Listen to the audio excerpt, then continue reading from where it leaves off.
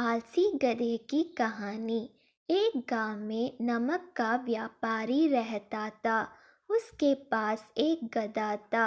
व्यापारी रोज अपने गोदाम से दुकान तक नमक ले जाने के लिए गधे का इस्तेमाल किया करता था। वह नमक को बोरी में भरकर गधे की पीठ पर लाद देता और उसके साथ साथ चलता हुआ दुकान तक आता था। व्यापारी का गधा आलसी प्रवृत्ति का था। काम से बचने के लिए वह नित नए उपाय सोचता रहता था।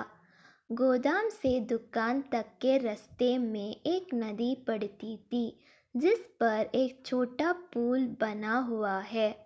एक दिन नदी पर बने पुल पर चलते समय अचानक गधे का पैर फिसला और वह नदी में जा गिरा। नदी के पानी से नमक की बोरी भीग गई। जब तक व्यापारी ने गधे को पानी से निकला, तब तक बोरी में भरा बहुत सारे नमक घुल चुका था। गधा जब चलने लगा तो उसे बोरी का भार बहुत कम महसूस हुआ और वह खुश हो गया। उसने सोचा कि अपने ऊपर लदा बोझ हल्का करने का ये बहुत बढ़िया तरीका है।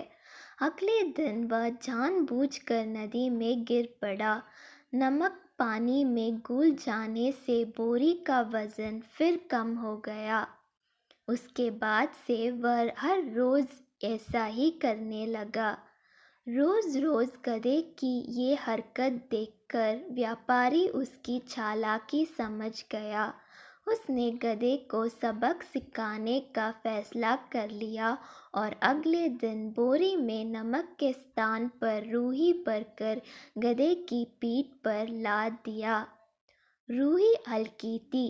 इसके बाद भी आलसी गधे ने सोचा कि क्यों ना रोज की तरह नदी के पानी में गिरकर इस वजन को हार कम कर लिया जाए। इसलिए वह जानबूझकर नदी में गिर पड़ा। लेकिन इस बार बोरी में नमक नहीं बल्कि रूही थी। पानी में भीगकर रूही का वजन कई गुना बढ़ गया। गधा जब उठकर चलने को हुआ तो इतनी भारी बोझ से उसका बुरा हाल हो गया। उस दिन के बाद से उसने कभी आलस न करने का निर्णय किया। सीख: आलस का फल कभी ना कभी मिल ही जाता है। एक ही उपाय हर बार कारगर सिद्ध नहीं होता।